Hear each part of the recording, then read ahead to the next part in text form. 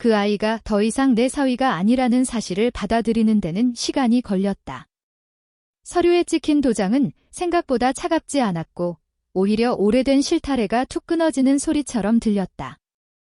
하지만 이상하게도 그 끊어진 끝은 내 마음 깊은 곳으로 이어져 있었다.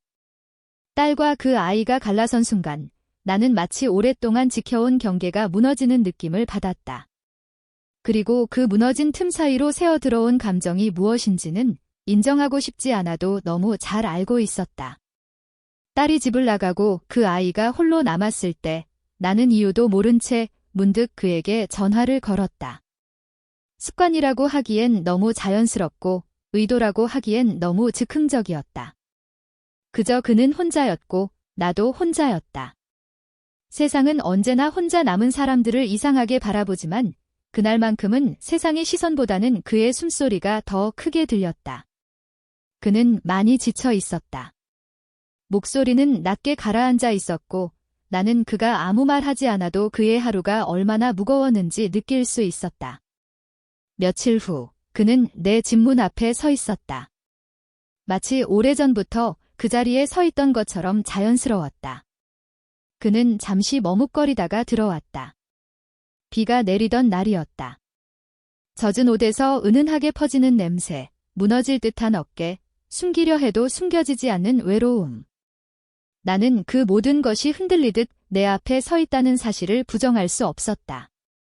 예전 같았으면 사위라는 이름이 나를 붙잡았겠지만 이제 그 이름은 사라졌고 남은 것은 단지 한 남자였다. 그리고 한 여자인 나였다. 나는 스스로를 수없이 다독였다.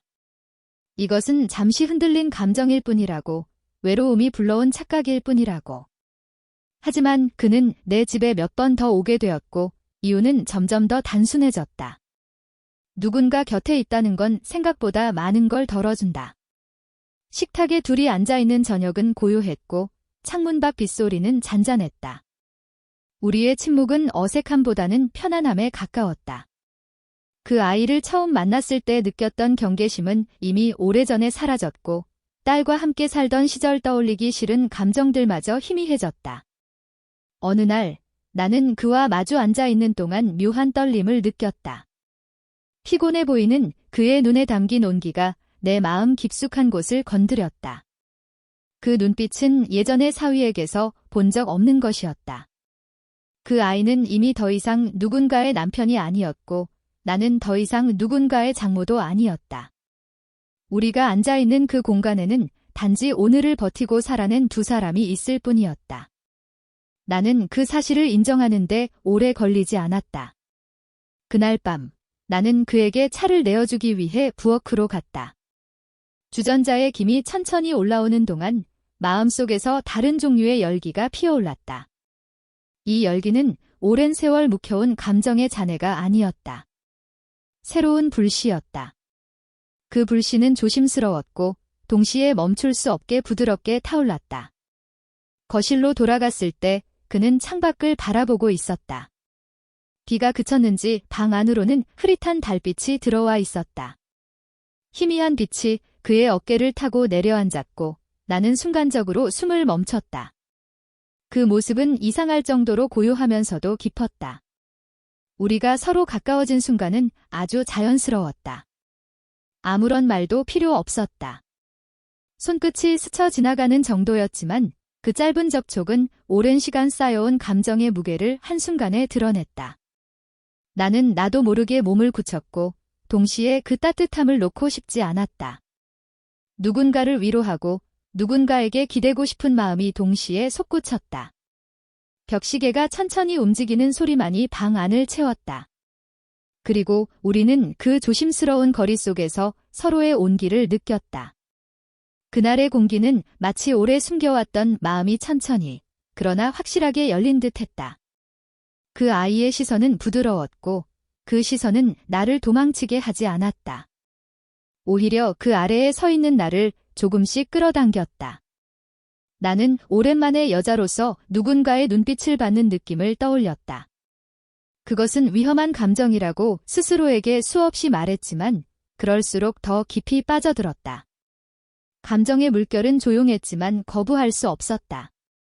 가까이 앉은 그의 체온이 내 손등에 머물렀고 나는 그 온기를 느끼며 숨을 고르게 했다. 그 순간의 온기만큼 진실한 감정은 없었다. 우리는 아무 말 없이 서로를 바라보았다. 그 눈빛 사이에서 흐르는 감정은 오래된 집의 벽에 비친 그림자처럼 잔잔했다. 그리고 그 잔잔함 속에서 나는 내가 무엇을 원하는지 깨달았다. 멀리 돌아가는 길도 없었고 이 감정에서 벗어나려는 의지도 점점 약해졌다. 나는 닫아두었던 마음의 문을 아주 조금 열었다. 그리고 그 열림은 그 아이의 숨결과 닿는 만큼이나 조심스럽고 따뜻했다. 우리가 서로에게서 눈을 떼지 못하던 그날 이후 모든 것은 아주 천천히 그러나 확실하게 변해갔다. 그 아이는 더 이상 과거의 그림자에 머물러 있지 않았다. 그는 내 집의 복도, 주방, 그리고 거실에 자연스럽게 녹아들었고 내 일상의 틈마다 그의 기척이 깃들기 시작했다. 이상한 일이었다. 딸과 함께 살던 시절에는 단 한 번도 그 아이가 이렇게 편안하게 느껴진 적이 없었다. 그런데 이제는 마치 오래전부터 내 옆에 있어야 했던 사람처럼 존재 자체가 부드럽게 스며들었다. 나는 마음속에서 계속해서 경계선을 그렸다. 이 감정은 잠깐의 흔들림일 수도 있고 외로운 둘이 서로에게 기대어버린 착각일지도 몰랐다. 하지만 시간이 지날수록 그 선은 흐릿해졌고 어느 순간부터는 지우려고 하지 않아도 저절로 사라지고 있었다. 감정은 억지로 막는다고 해서 멈추지 않는다.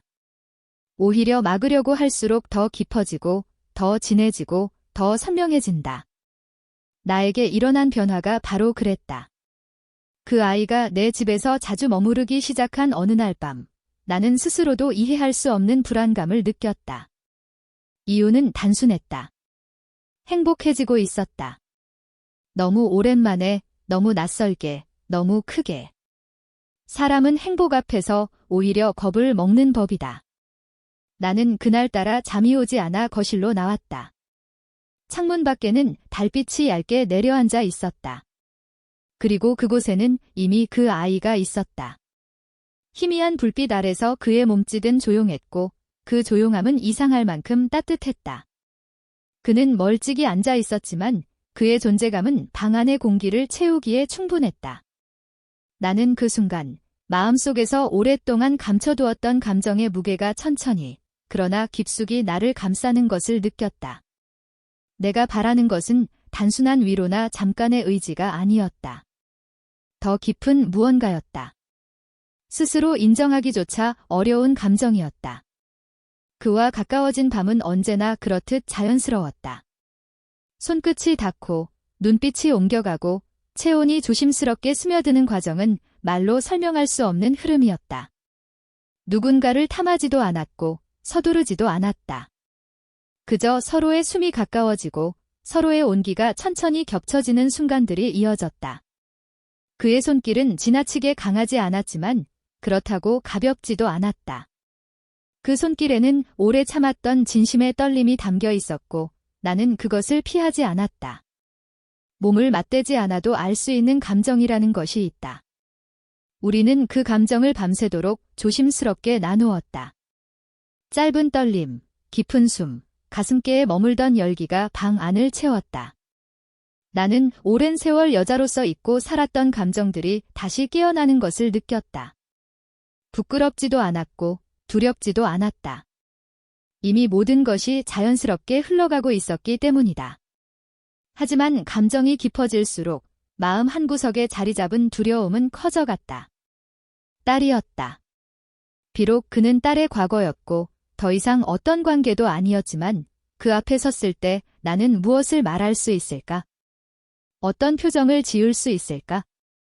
나 스스로가 이해하지 못했던 감정을 딸이 이해해주기를 바란다는 것은 욕심일지 모른다. 그러나 마음은 늘 그렇게 복잡하게 흘렀다. 며칠 뒤 딸은 예고 없이 우리 집에 찾아왔다. 나는 순간적으로 숨이 막혔다. 마치 감춰진 진실 위에 발이 걸린 것처럼 몸이 굳어버렸다. 그녀는 밝게 웃으며 들어왔지만 집안에 남아있는 사소한 흔적들 2잔의 머그컵, 정리된 남성용 겉옷 등 그녀의 시선을 피할 수 없었다.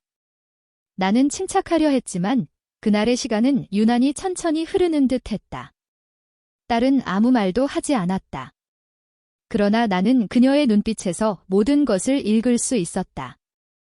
놀람, 혼란, 이해하고 싶지 않은 감정들. 그녀는 조용히 숨을 들이켰고 나는 그 조용함 속에서 오래된 죄책감이 되살아나는 것을 느꼈다. 하지만 예상했던 질문도 분노도 나오지 않았다. 오히려 딸은 천천히 고개를 끄덕였다. 마치 마음속에서 스스로의 정리를 끝낸 사람처럼 담담했다. 그녀는 결국 떠났고 문이 닫히는 소리는 이상할 만큼 가볍고 조용했다.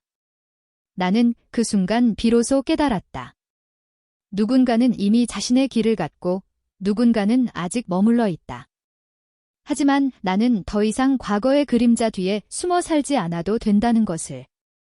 그 아이는 딸이 떠난 뒤 나에게 와서 가만히 옆에 앉았다. 우리는 어떤 말도 하지 않았다. 말이 필요하지 않았다. 이미 모든 것을 서로의 마음으로 이해하고 있었기 때문이다. 나는 그의 옆에서 조용히 숨을 골랐고 그의 체온은 나를 안정시키듯 천천히 스며들었다. 우리가 함께한 시간은 세상의 기준으로는 설명할 수 없을지 모르지만 두 사람의 마음에는 너무도 명확한 진실이었다. 나는 늦은 나이에 이런 감정을 다시 느끼게 될 줄 몰랐다. 사랑이라는 단어마저 조심스러워지는 나이에 다시 삶이 흔들릴 줄 몰랐다. 하지만 흔들림은 두렵지 않았다. 그와 함께라면 앞으로 어떤 비바람이 오더라도 견딜 수 있을 것 같았다. 이제 나는 조용한 새벽마다 깨달음처럼 다짐한다. 삶은 나이를 가리지 않고 새로운 길을 보여준다. 때로는 그 길이 예기치 않은 곳으로 이어지기도 한다. 그리고 나는 그 길에서 그 아이와 함께 걷기로 했다. 과거의 이름이 아닌 지금의 우리로서. 그의 손이 내 손등 위에 머물렀다. 아주 가볍게, 그러나 깊은 의미를 담고. 나는 그 손길을 받아들였다. 그것은 시작도 끝도 아니었다. 그저 오늘을 함께 살아가는 두 사람의 조용한 약속이었다. 그리고 나는 처음으로 마음속에 담아두었던 말을 조용히 인정했다. 이 감정은 잘못이 아니라 다시 찾아온 생의 온기였다.